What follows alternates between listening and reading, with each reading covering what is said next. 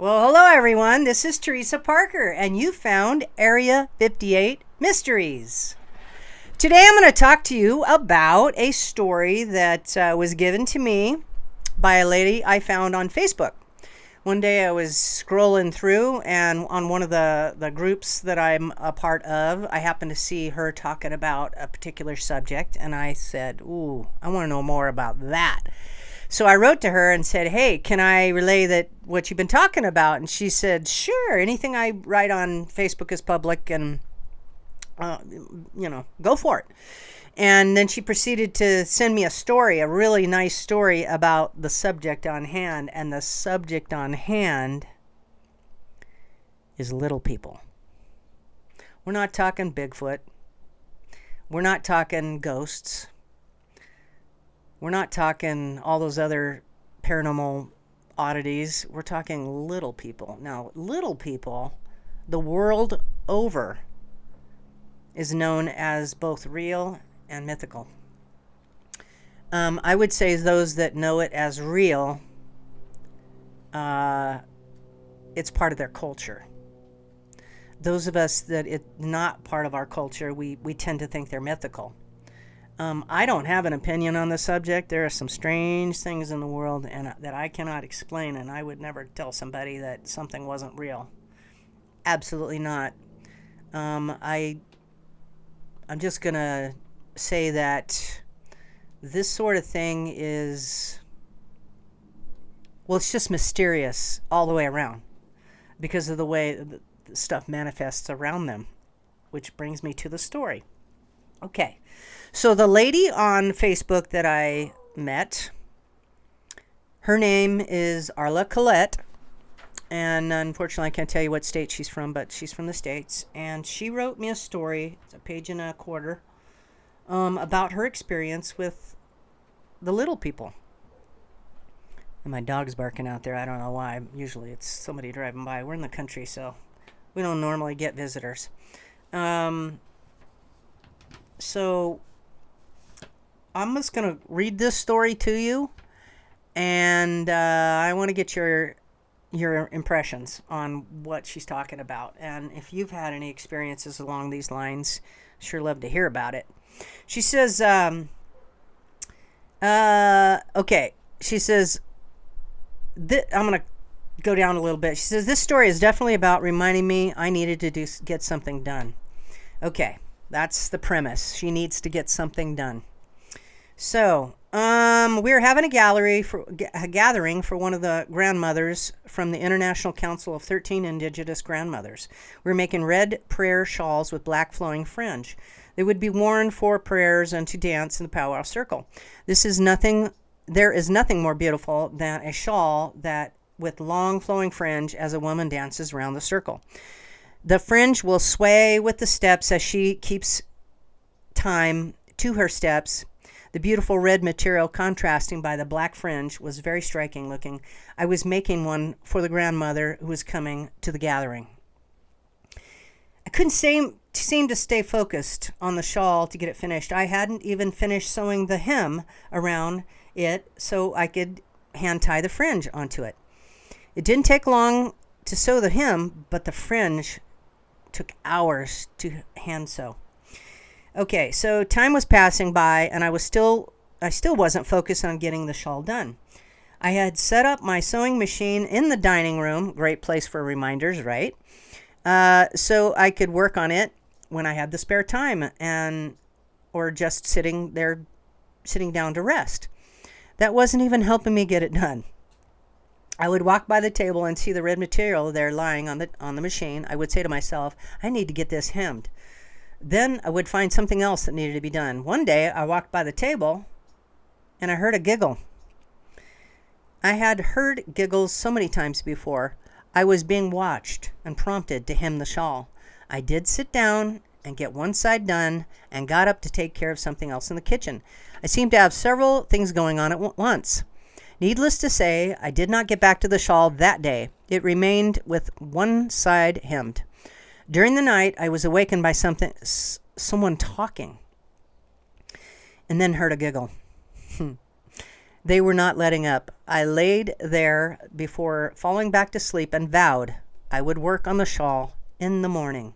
The morning came and something else needed my attention. I did not get right to the business of sewing the hem on the shawl. I had spent over a half a day doing other things. I knew I should be working on the shawl, but I couldn't seem to do it. In my workroom, I have an area set up where I have special things. I have stones of all kinds. I have other things that are special to me. Sometimes I use in my prayers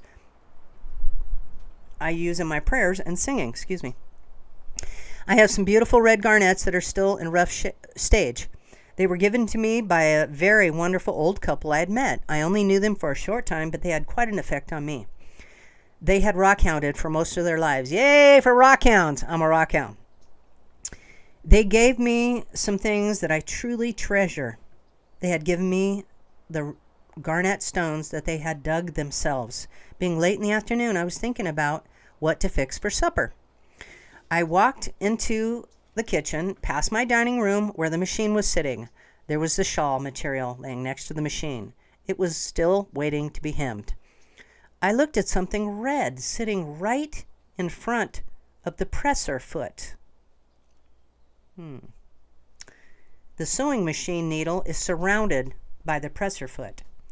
This is where I would place the material to sew, where I should have already placed the shawl material to hem it. There in the place sat one of the rough garnets. This was the biggest of the garnets. It was the size, it was good marble size. How did the garnet get from my workroom into my dining room? How did it get placed right in front of the presser foot? Right in the place where I should have hemmed the shawl material. You probably have guessed what I heard when I saw the garnet. Yes, I heard a giggle. The little people had reminded me again of what was important. That shawl was important. The shawl was being made for a very special grandmother. Her prayers were powerful. To think that something I made would be placed around her shoulders was special. Her wearing it while praying was more than I can express. I sat down and sewed the hem. I placed the garnet beside where I was working so I could see it. I was focused. When I hand tie a shawl, I also say prayers. I sing when I am thinking about the shawl. It is a ceremony of the heart and the hands connected. It is done with love being placed around the shawl. I had help in finishing the shawl. I believe the little people enjoyed it as much as I did. If you're in the woods, she says, and you hear a giggle, say hello. If you listen, you just may hear some drumming and singing. Whoa. And she says, this is her quote from her Facebook page. I am a woman who thrives in nature. I love adventure, but I am happiest when I am settled in it. Wow. Okay. All right. Who has a story like this to tell? Who understands what little people are, or at least what you think they are? Anybody else have any stories about little people? I'm drinking clear root beer today. I'm not joking. It's stevia and no aspartame. Sugar-free. What do you guys think of that story? Arla Collett. Some of you folks might know her. I don't think this is the first story that she's told. It just happens to be one about the little people and about how they reminded her something very, very special was given to her. So that very, very special thing was placed right in the spot to remind her to finish something very, very special. I just love that story. I can say I've had weird things like that happen to me where, stuff just, I guess you could say, well, you can't really say what it is. Honestly, you can't, because you can't quantify it. You can't, if it happens to you, just go, thank you. That's what I always do. That's my advice to people that see something strange, can't explain it. Don't immediately go to evil or scary. or even bad. If you saw it, you were meant to see it. Your mind and your heart is open, and that is a very good thing to be grateful of. Be grateful of what you've seen or heard or experienced. And see, her paper is flying all over the place. I had it printed out. Unfortunately for me, our printer is so bad, that's why I was having a little trouble reading it. I just can't see half the words here, but anyway. I thought it was interesting, and I thought I really wanted to share it with you guys because this is the sort of thing that I'm looking for. I'd like to have you send your stories if you'd like me to read them and talk about them to area58mysteries@gmail.com. I would love for you to do that. And please comment, like, subscribe, share, please, and very much thank you. That would be great. What do you think, guys? I mean, Bigfoot is something that I think we all sort of understand because people see a lot of them. And they tell a lot of stories about that. Very credible stories, very credible people. What happens when you have a very credible person telling you that there are little people around? Now, are they real little people? Are they energetic little people? Because if you've seen one, it could be energetic and not, well, let's face it. What is energy? We're all energy. But I mean something that you can see with your eyes. I don't know. I don't know what the answer is to that. If they are spiritual creatures that people see, or are they just, I don't know. I don't even have an or, because the Native American lore of the little people is everywhere, just like their lore for the Bigfoot is everywhere. They have names for these things. They aren't all stories to keep little children out of the forest and keep them safe. Although a lot of that was used, obviously, but I don't know. I just think that this stuff, it comes from truth. It comes from reality somewhere. That's what I think. I don't believe, I think all these scary stories like werewolves and all that stuff, I think all these things have their foot in reality. That's where it all came from. And then over time, people just hear about it, are not near it, think it's just mythical, or just a story, like I said, to keep you out of the forest at night. I don't know. I don't know at all, but I do know this. Thank you, Arla Collett, for the story. It was very sweet of you to relay that story to me and allow me to tell it to my viewers.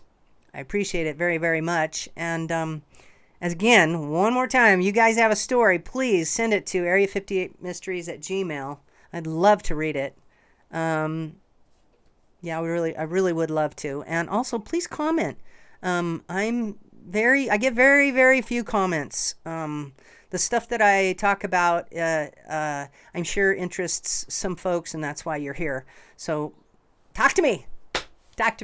Hey, I'm your host, Teresa Parker, and I'm going to get out of here now and out of your hair. And you've been listening to Area 58 Mysteries, and I really appreciate you guys being here. I appreciate all of my subscribers and all of my viewers. Thank you. Mwah. Have a good day, everyone.